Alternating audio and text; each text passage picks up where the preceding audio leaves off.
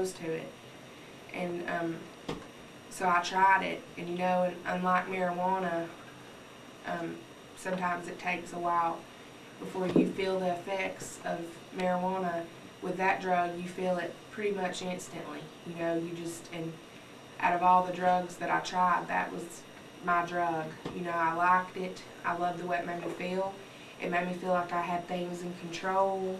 And, this guy would send me home with baggies of it. I never had to buy it. I got to smoke all I wanted for free. And I ended up, quitting school again. And, my relationship with my parents got worse than it had ever been because I was really mean and lied about what I was doing. And, I just didn't care. I had no care for anybody.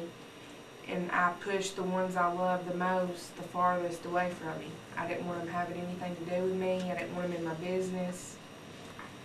And so I ended up getting into it with them, and I moved out, and I moved in with this guy, and he didn't have a house, and we lived in this crack house.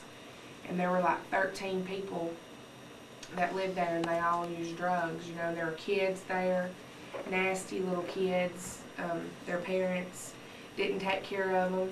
The babies, their little diapers would just be hanging to their knees, and you could look into their eyes, and it's like I don't know, they didn't have anything to look forward to, nothing to be happy about, because all they saw was violence and drugs, and their moms never hugged them or played with them or kissed them or any of that.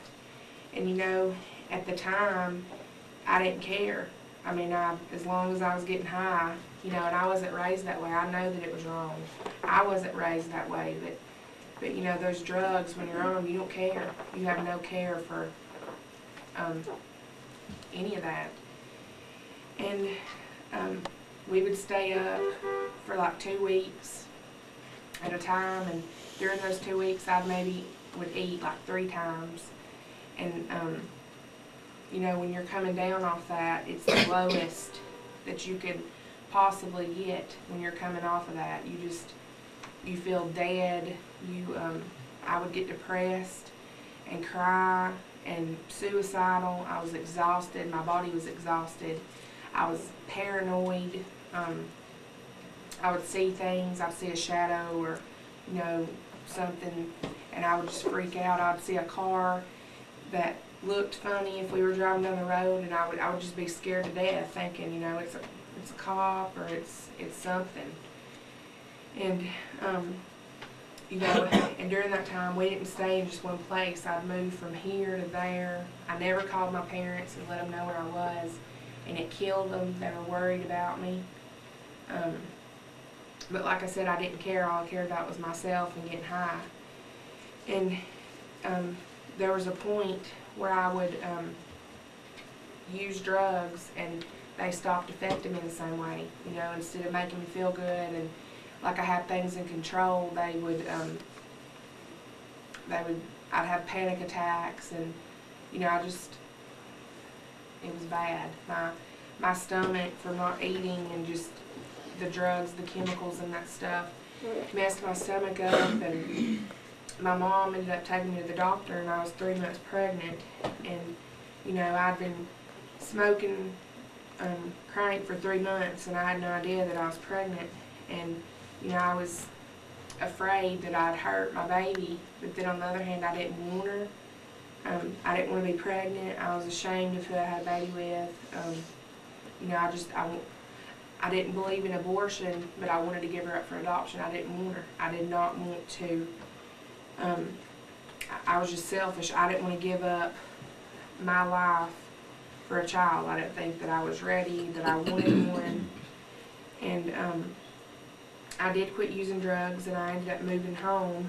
And but on the weekends, I would go stay in a crack house. And my parents were and my family, my sister, my brother, they all loved me, and they wanted me to get away from this lifestyle completely, stop going, and I wouldn't. I kept going back and forth. And I was miserable on the inside. I was miserable. I was torn between shame and guilt. I just didn't want to go home. I felt like I had disappointed everybody, and my pride didn't want to let me go home. And but eventually I moved home for good. And you know, during this time that I was on drugs, I turned my back on God completely. You know, I'd pray, and I just felt like He wasn't listening to me. And sometimes I would, you know, talk to Satan because, you know, I felt like God, He didn't care about me. He wasn't listening to me. So maybe, you know, the devil would help me. I don't know. I was out of my mind completely. And, you know, me and my dad were on our way to Christmas at my mama's house. And me and my daddy were talking about God and, you know, how much He loved us, and, you know, that when you give your heart to Him and you ask for forgiveness, you know, all that stuff doesn't matter anymore because you know, it's in the past. And I ended up, you know, I knew that I had done wrong. I turned my back on God because I thought He had turned His back on me, but I knew, you know, that He didn't. I'm the one that turned my back on Him, and I ended up getting saved. And we pulled over at a Shell station, and me and my daddy just started crying, and we couldn't even pray for about 5 minutes. We just sat there and cried because my daddy had been praying for me the whole time that I had been gone. Him and my mom had been praying and begging because they loved me.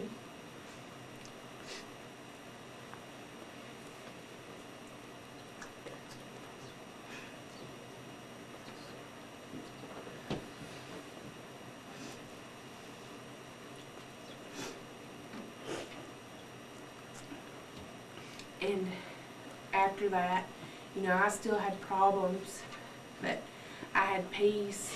You know, I had this peace and this strength that was unreal. You know, nothing could happen to me. I'd get up in the morning and I'd pray and I'd read my Bible and I spent time, you know, with God, and, you know, nothing could bring me down. I felt like I was on top of the world.